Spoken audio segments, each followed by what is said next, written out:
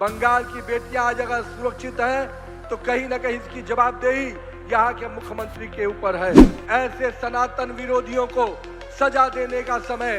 यहाँ के युवाओं को न रोजगार मिला न अवसर मिले। 4 मई को भारतीय जनता पार्टी की डबल इंजन की सरकार बनाई है मित्रों। भारत माता की, भारत माता की, वंदे वंदे। और बड़ी संख्या में उपस्थित मेरी माता बहने, मैं आप सबको प्रणाम करता हूं, अपने युवा साथियों को प्रणाम करता हूं और मेरे यहाँ पर उपस्थित इस महिषा दल के सभी नागरिकों को नमन करता हूं। मित्रों, ये पवित्र भूमि है, इस भूमि को मैं नमन करता हूं। ये भूमि हमारे कण कण में, जहाँ स्वाधीनता संग्राम के इतिहास के कई योद्धा इस भूमि से आते हैं, इस भूमि को भक्ति भाव से मैं नमन करता हूं। महिषा दल सामान्य भूमि नहीं है, यह वीरों की भूमि है और इस वीरों की भूमि ने जो बाहर में फिजा बनाई है वो इस बात का संकेत है कि अब टीएमसी की सरकार जाने वाली है। ये फिजा बतला रही है कि भाजपा आने वाली है। मैं आप सबके सामने, आज मेरी बड़ी संख्या में माता बहनें आई थी, मैं आज उनको स्पष्ट रूप से कहता हूं कि ममता दीदी ने जो माँ, माटी और मानुष के नाम पर सरकार लाई थी, आज माँ, माटी और मानुष को सबसे अधिक किसी ने प्रताड़ित किया है, दुखी किया है, तो ममता दीदी की सरकार ने किया है। मित्रों, आज हम अपने ताम्रलिप्त जातीय सरकार के महानायक सतीश चंद्र सामंता जी, सुशील कुमार धारा जी जैसे महान स्वतंत्रता सेनानियों को भी नमन करते हैं। और साथ ही साथ जिस नारे के साथ ममता दीदी की सरकार आई, हम सबको याद रखना चाहिए कि उस माँ को संदेश खाली से लेकर आज कर तक किस प्रकार से माँ को अपमानित करने का काम यहाँ की सरकार ने किया है। मित्रों, बंगाल की बेटियां आज अगर सुरक्षित हैं तो कहीं ना कहीं इसकी जवाबदेही यहाँ के मुख्यमंत्री के ऊपर है। और मैं मानता हूँ, महिला मुख्यमंत्री होने के बावजूद अगर इस राज्य की माँ बहनें सुरक्षित नहीं है तो उस महामुख्यमंत्री को निश्चित रूप से कुर्सी से हटा देना चाहिए और ये समय आ गया है। मित्रों, मैं आज यहाँ पे आया हूँ, महिषा दल के 2023 की वो घटना भी मुझे याद है जब माँ शीतला मंदिर जी और मंदिर में उन्होंने जिस प्रकार से राजनीतिक रूप से यहाँ के लोगों को परेशान करने का काम किया, यहाँ के लोगों को, परिवारजनों को प्रसाद लेने से रोकने का काम किया।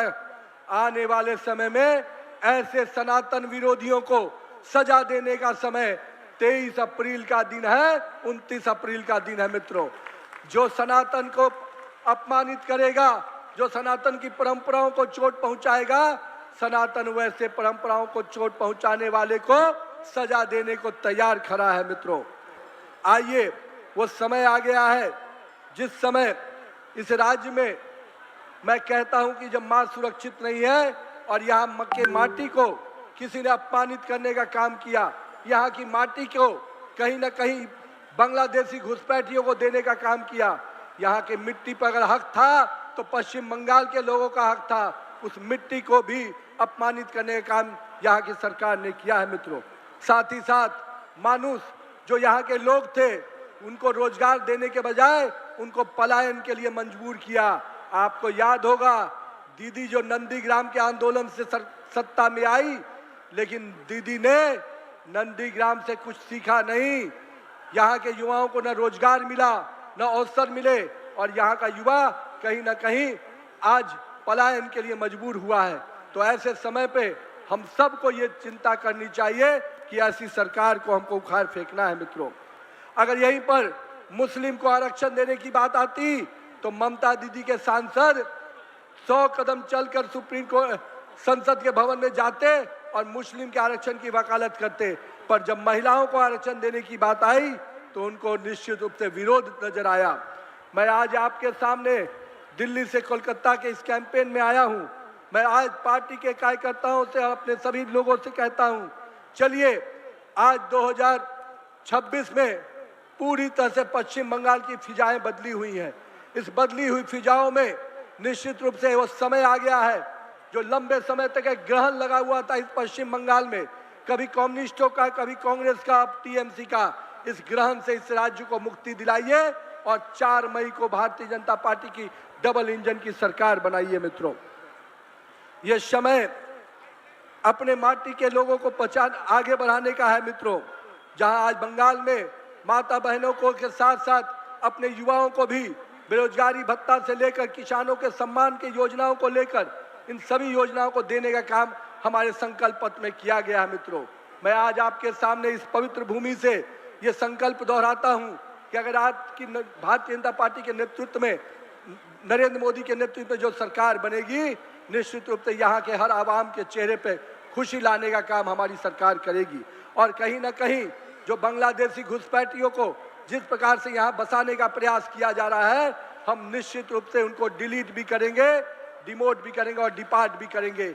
यानी यहाँ के लोगों को ही उसका हक मिले, इसकी चिंता हमारी सरकार करेगी मित्रों।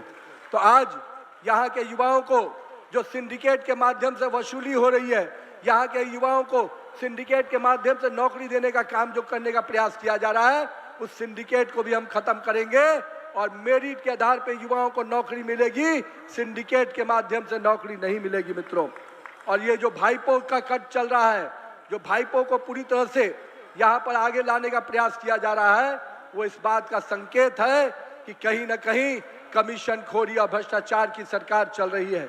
इस कमीशन खोरी और भ्रष्टाचार की सरकार को समाप्त करने का समय आ गया है। तो आइए 4 मई को पूरे पश्चिम बंगाल में कमल को खिलाइए और नरेंद्र मोदी के नेतृत्व में डबल इंजन की सरकार बनाइए। बहुत बहुत धन्यवाद। बांग्ला हाटेर आरो खबर देखते नजर राखुन। बांग्ला खबर मानेई बांग्ला हाट।